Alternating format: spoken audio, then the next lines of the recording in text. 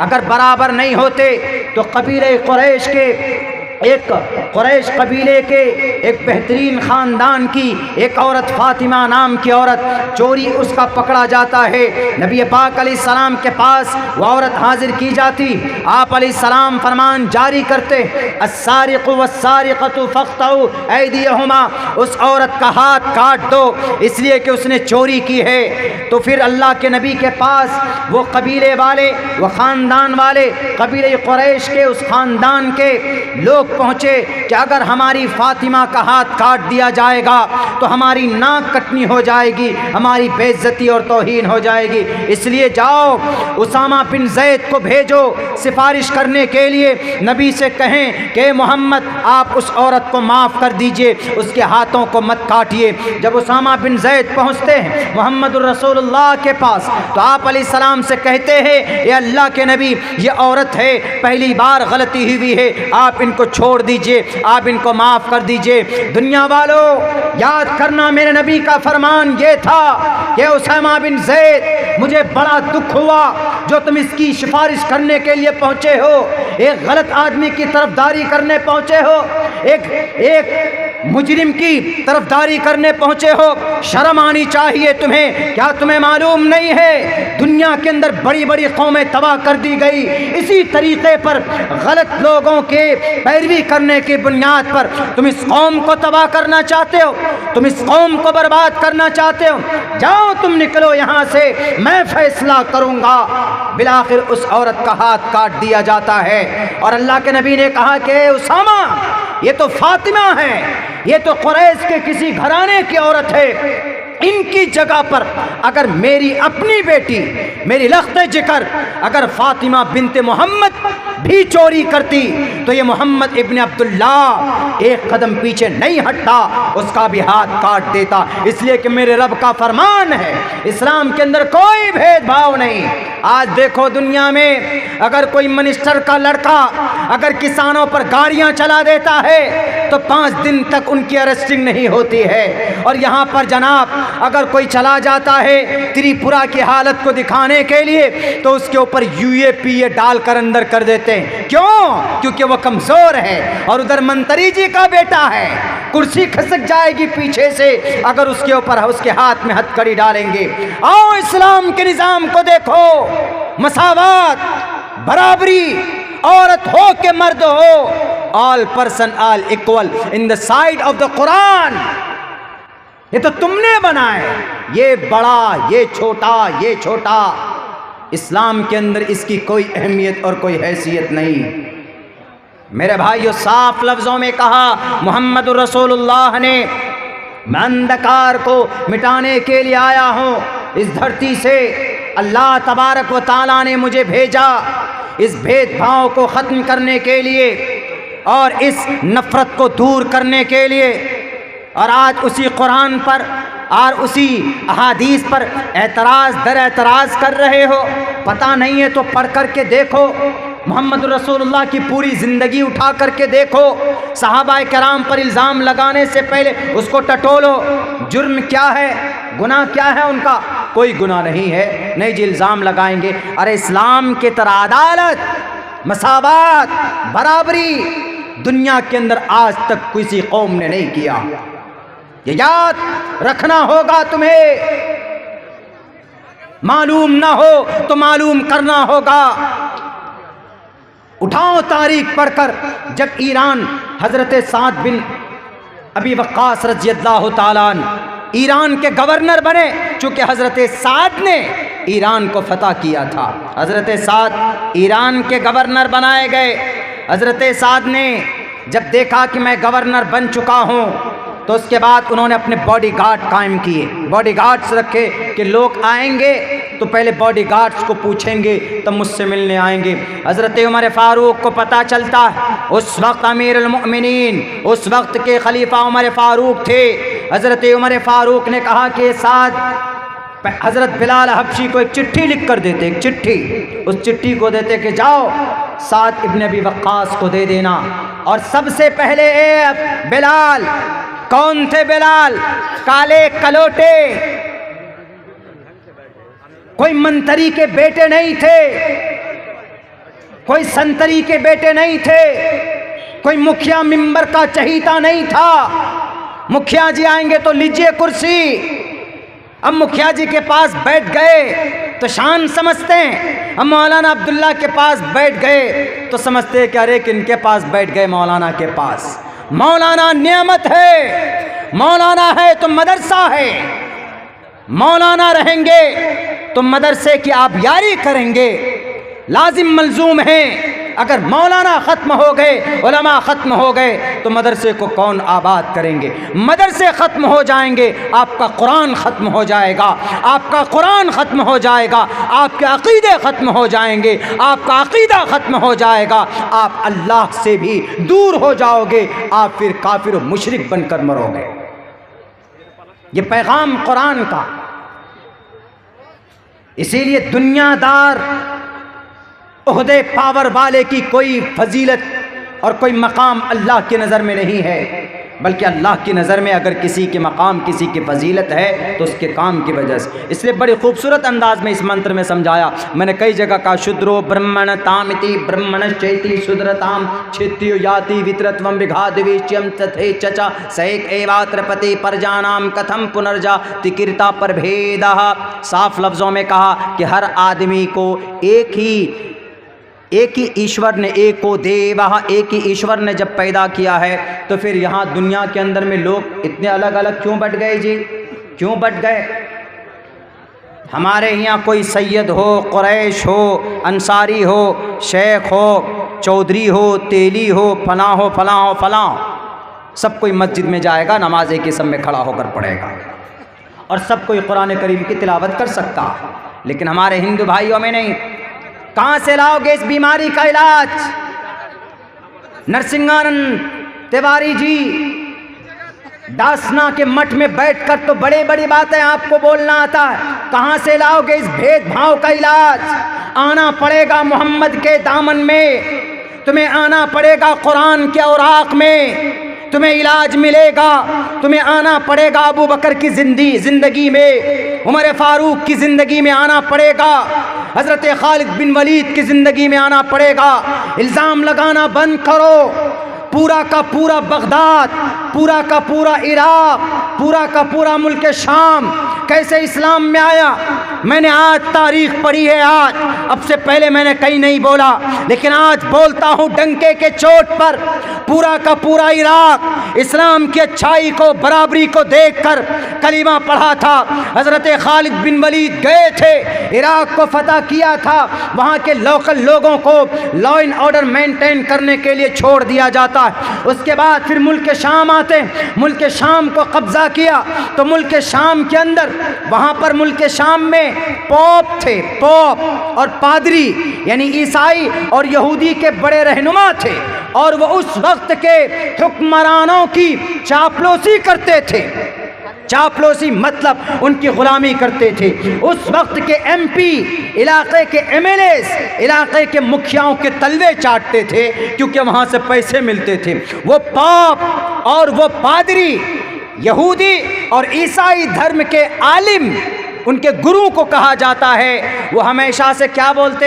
वो हमेशा से अपने कौम के लोगों को डरा कर रखते थे कि अरे ये मुखिया जी बहुत अच्छा है, अरे ये एमएलए साहब बहुत अच्छा है, ये एमपी साहब बहुत अच्छा है, इसलिए कि ऐसा ऐसा करता है। तो लोगों के बीच में हर तकरीर में उनकी तकद्दुस को बयान करते, तो लोग हमेशा बेचारा मजबूर होकर डरे रहते थे, मुखिया मेंबर साहब कहीं केस में ना डाल दें, अंदर ना डाल दें, इसीलिए वो उनसे डरते और अपने पॉप और अपने पादरी के ख़िलाफ़ आवाज़ नहीं बुलंद करते थे। लेकिन जब हज़रत खालिद बिन वलीद गए इराक़ में, जब हज़रत खालिद बिन वलीद पहुँचे हैं मुल्क शाम में, यहाँ जाने के बाद वो जो कर्रो फर था, तानाशाही थी, वो जो पॉप की तकद्दुस झूठी बातें और वो मुखिया मिंबर का जदो कोप था, वो जो तानाशाही थी कि मैं तुम्हारा रब हूँ, मैं जो कहूँगा वही होगा। वो डरे सहमे रहते थे, आज़ादाना ज़िंदगी नहीं थी उनकी, हमेशा से पिसते हुए चले आ रहे थे। हज़रत खालिद बिन वलीद ने कहा कि हर कोई आज़ाद है, किसी पॉप की नहीं चलेगी, किसी पादरी की नहीं चलेगी, किसी मुखिया मिंबर की नहीं चलेगी, बल्कि हर कोई आज़ाद है, हर कोई पर्सनल ज़िंदगी के अंदर मेहनत करता है, कोई किसी का ग़ुलाम नहीं है। हर कोई अपने रब की, अपने परमात्मा की इबादत करो और हमें टैक्स देते रहो, अमन और शांति के साथ रहो। जब हर किसी के साथ जब मसावात और बराबरी का मामला देखा तो इराक़ और शाम के टोटल यहूदी और क्रिश्चन, वहाँ की यहूदियत और सेहूनियत तब्दील हो जाती है। हज़रत खालिद बिन वलीद के दरबार में पहुँचकर कहते हैं, ए खालिद बिन वलीद, हमने तो सुना था कि मोहम्मद हैं जो अमन परस्त हैं, मोहम्मद हैं जो सबके लिए बराबर पैगाम रखते हैं, बराबर भेदभाव उनके दिलो दिमाग के अंदर नहीं है, बल्कि बराबर की उनसियत मोहब्बत करते हैं। आज हमें देखने को मिला है, आज हमारे दिल से खौफ निकल गया है, आज हमने बराबरी को, इंसाफ को देखा है। इसलिए जिस धर्म को आप लेकर आए, बताइए क्या करना होगा?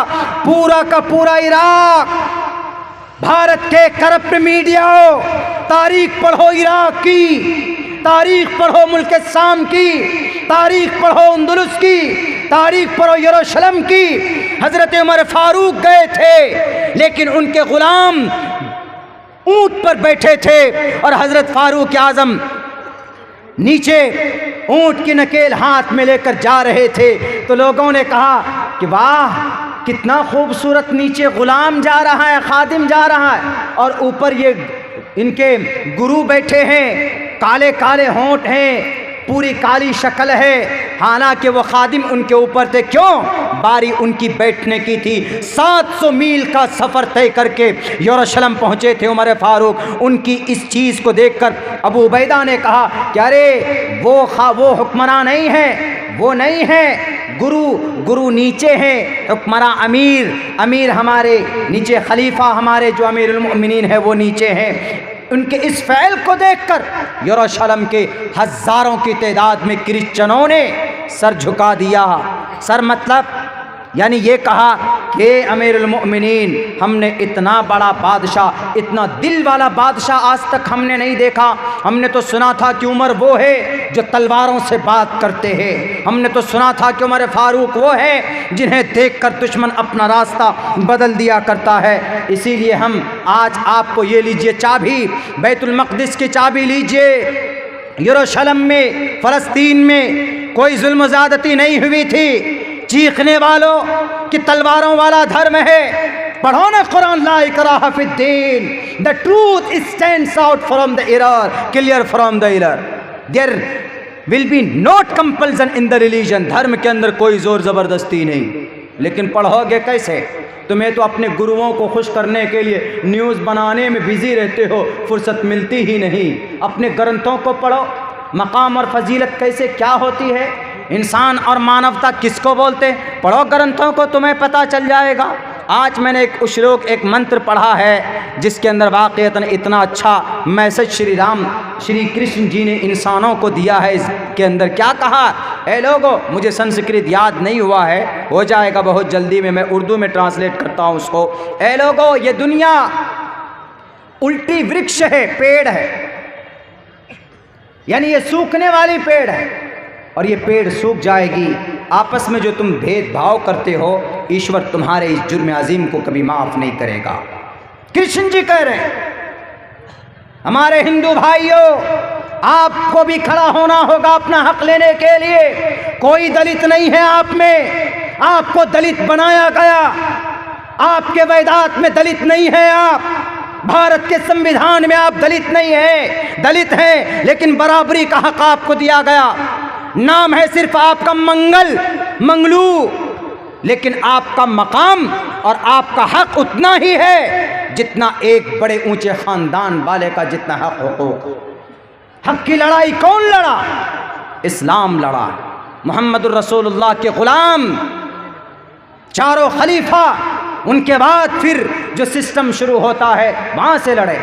एक औरत को अथॉरिटी थी। हज़रत उमर फारूक ने कहा कि अगर कोई तलाक देगा तो लाखों करोड़ों रुपए अगर उसने महर में दिया अपनी बीवी को तो वो वापस नहीं मिल उसको वापस मिलना चाहिए, कुछ ना कुछ मिलना चाहिए। बीवी को तलाक होगी, अगर 5 करोड़ रुपए बीवी को महर में दिया हुआ है तो कम से कम आधे रिटर्न होना चाहिए। तो ये कुरान के ख़िलाफ़ फ़ैसला था। तो एक औरत को इतनी हिम्मत थी, उस औरत ने अमीरुल मोमिनीन को कहा, ए उमर अपना डिसीज़न बदलो। ये थी बराबरी, ये थी जुर्अत, ये इंसाफ। उस औरत ने कहा कि आप कुरान के ख़िलाफ़ फ़ैसला नहीं कर सकते।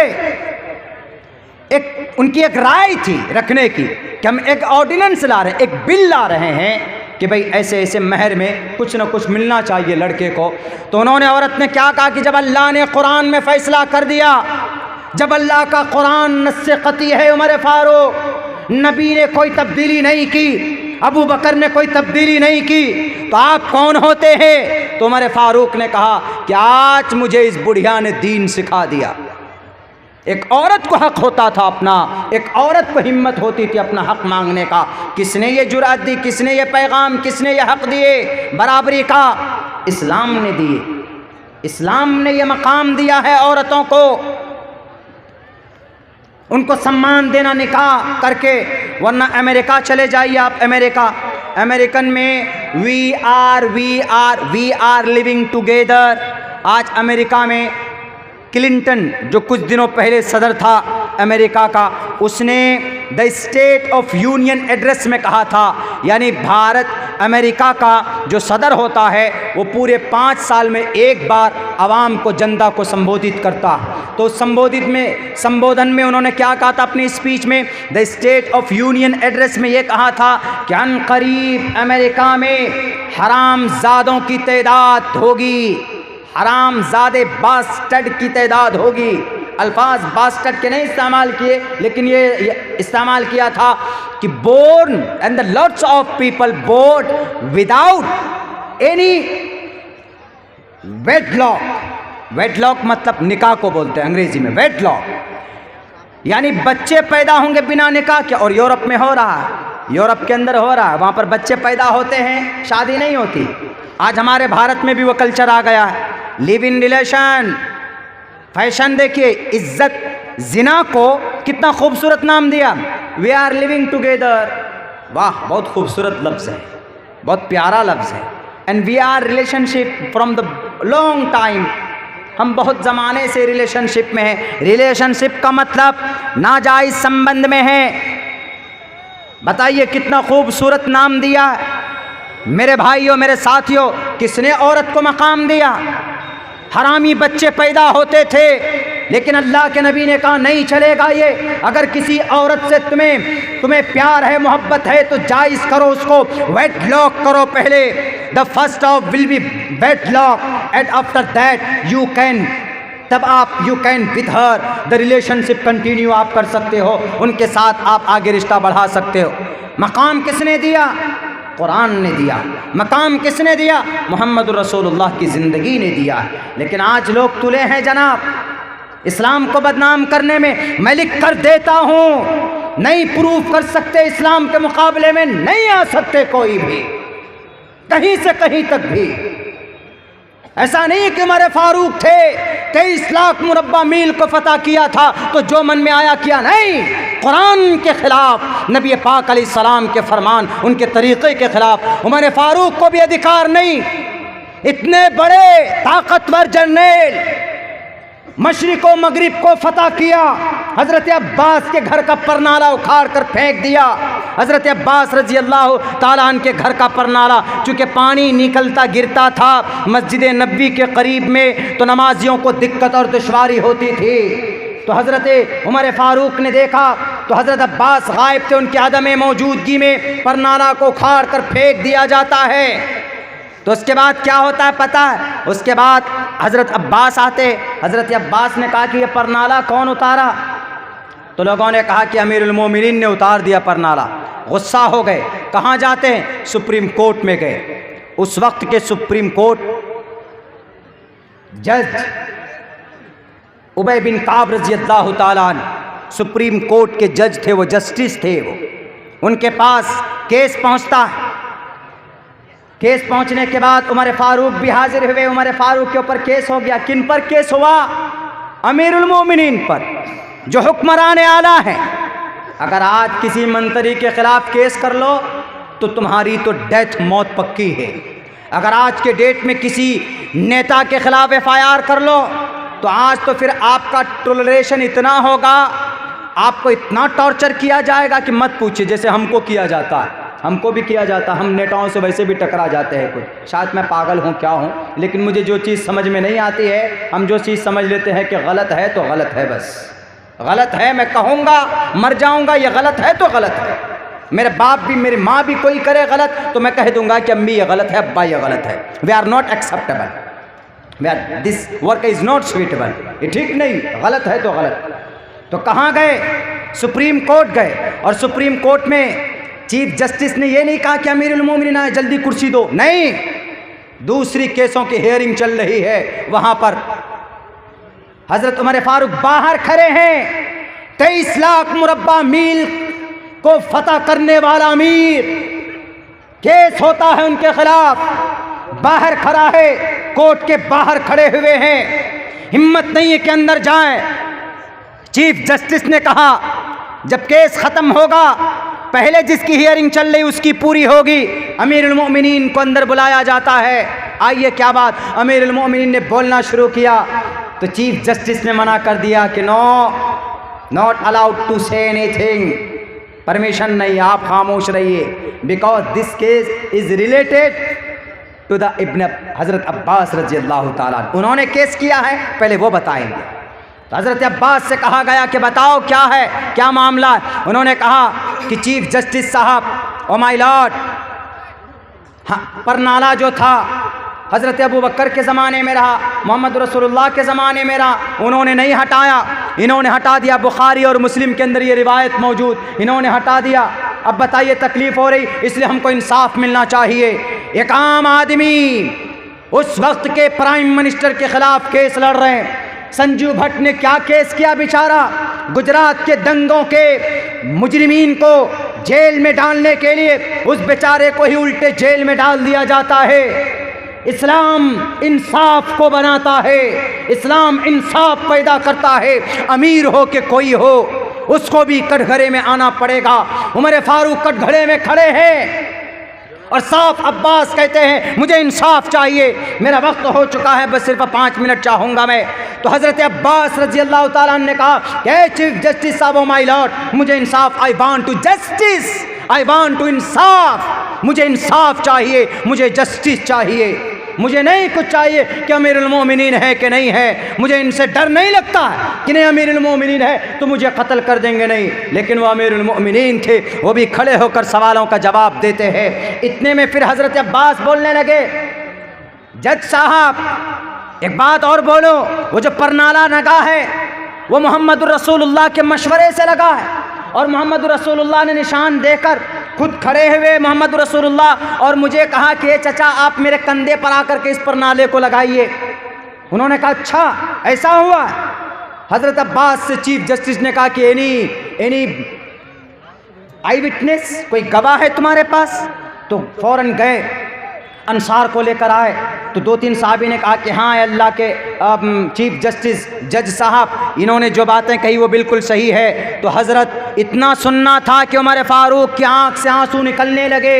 उन्होंने कहा ए अब्बास, मुझसे गलती हो गई, मुझे मालूम नहीं था, आओ जैसे मोहम्मद ने लगवाया था मैं आज तुम्हारे परनाले को वैसे ही लगवाता हूँ। अमीरुल मोमिनीन 22 लाख मुरब्बा मील को फतह करने वाला, जिनका नाम सुनकर कैसर व किसरा के हम महल के अंदर लर्जा तारी हो जाया करता था, वो अमीरुल मोमिनीन खड़ा होता है। हज़रत अब्बास को खड़े करते अपने कंधे पर और परनाले को सेट करते हैं, उस पाइप को लगाते जिससे पानी नीचे निकलता है।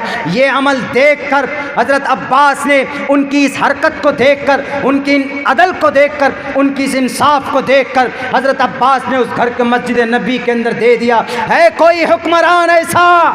बताओ आज की तारीख में तकरीबन 5000 ऐसे MPs MLAs हैं, 500 पिछले जब से आज़ाद हुआ है भारत तब से लेकर आज तक जिन पर रेप के केसेस हैं, जिन पर चोरी के केसेस हैं, डाके डालने के केसेस है कोई माए का लाल जो उन पर केस चलाए और उनके ऊपर ट्रायल शुरू करे? नहीं चला पाओगे। क्यों? तुम्हारे पास ऐसा कोई निज़ाम ही नहीं है। अगर ऐसा कोई निज़ाम है कहीं पर तो वो इस्लाम के अंदर है। बराबरी का निज़ाम अगर कहीं पर है, मसावात का कोई निज़ाम अगर कहीं पर है तो वो मोहम्मदुर रसूलुल्लाह की लाई हुई शरीयत, अल्लाह की भेजी हुई कुरान के अंदर है। और साफ लफ्ज़ों में कहा है, इंसाफ करो। इन्नल्लाह यअमुरुकुम अन तुअद्दुल अमानाति इला अहलिहा, जिनका जो हक है पूरा करो। वइज़ा हकमतुम बैनन नास, जब तुम फैसले करो लोगों के बीच में, ये नहीं कहा कि मुसलमानों के बीच में, बैनन नास, human beings. when you become chief justice and you have to judge on the record, on the truth things, not a liar. झूठेपन की वजह से नहीं, सच्ची बातें लोगों के सामने रखनी चाहिए। मेरे भाइयों, आपके इस जलसे में, आपके इस प्रोग्राम में मुझे आकर बहुत खुशी हुई। आपके मेहमान मुकर्रिर शेख मौलाना जर्जीस अंसारी साहब, मैं भी उनका बचपन से फ़ैन रहा हूँ। हम पढ़ने के ज़माने से भी उनकी तकरीरें सुना करते थे। तो बहरकैफ आपके इस गांव में जलवा फ़रोज़ हैं। अभी कुछ देर के बाद उनका भी प्रोग्राम होगा और हमारी और इनकी अभी तक की कुछ जगहों के ऊपर हम लोगों का प्रोग्राम हुआ है, वरना हम लोगों का प्रोग्राम मैच नहीं होता। ये इसी प्रोग्राम में 3 मरतबा तारीख़ें बदली गई मैचिंग के लिए, तब जाकर हुआ। वो अपने अलग फील्ड में जाते हैं, हम अपने अलग फील्ड में जाते हैं। लेकिन आज का जो पैगाम है ये पूरी दुनिया के इंसानों के लिए पैगाम। इंसाफ और अदल किसी कानून, किसी ज़ाब्ते में, किसी धार्मिक ग्रंथ में है तो वो कुरान में और सुन्नत में है। यही कुरान और सुन्नत का पैगाम है। इस कॉन्फ्रेंस से ये पैगाम जाना चाहिए। ये यूट्यूबर हमारे जितने भी हैं, इनसे भी गुजारिश करता हूँ कि आप इन पैगामात को ज़्यादा से ज़्यादा आगे बढ़ाने की कोशिश करें। इंशाअल्लाह हमारे इस्लाम में अदल और इंसाफ था और अभी अगर कोई कमी है तो उसको हम दूर करेंगे और इसी अदल व इंसाफ के ज़रिए से दुनिया के अंदर अमन और शांति और पूरी दुनिया का धर्म अगर कोई होगा तो इस्लाम होगा। इसी अदल व इंसाफ के ज़रिए से होगा। वरना जुल्म ज़्यादती, जब नाइंसाफ़ी बढ़ती है तो जुल्म ज़्यादती बढ़ जाती है, बल्कि सरकारें गिर जाती है जुल्म ज़्यादती करके। अभी तो करप्ट लोग बैठे हुए हैं दुनिया की गद्दियों में, सिर्फ भारत में नहीं, अक्सर जगहों के ऊपर। इनको अल्लाह तबारक व तआला दिखाएगा अपनी राजनीति की गद्दी चमकाने के लिए। ये भूमिया, ये मनियार, ये चमार, ये चौदस, ये तेली, ये वो, ये फलां, ये ढिमाका नहीं। मेरे हिंदू भाइयों, एक इंसान हो आप, एक मनुष्य हो। जो बोलता है उनको कहो मनुस्मृति लाकर दिखाओ मुझे। मलेच्छ भाषा कीर्तातैन वैद वाक्य प्रांड मुखा। मलेच्छ हैं हम। मलेच्छ मतलब, इन मलेच्छ का मतलब नापाक कह दिया गया, हालांकि नापाक नहीं। मलेच्छ मतलब सबसे पुराने इंसान, पुराने मानव। मलेच्छ भाषा कीर्तातैन वैद वाक्य प्रांड मुखा। बोलेंगे हम इंशाअल्लाह, रखेंगे लोगों के सामने में बातें जहाँ तक हो सकेगी। जब तक जान है, जब तक ताकत है, जब तक खून का आखिरी ख़तरा बदन में रहेगा तो हम हिंदू भाइयों की भी हकीकत उनको बताएंगे, उनको समझाएंगे कि आप भी ईश्वर के एक बंदे हैं। आपको भटका दिया गया, बहका दिया गया। आवागमन का अकीदा नहीं है वेदात में। गाय मांस का झगड़ा नहीं है वेदात में। 7 जन्मों का अकीदा नहीं है वेदात में। उठाकर देख लीजिए, आप पढ़ लीजिए।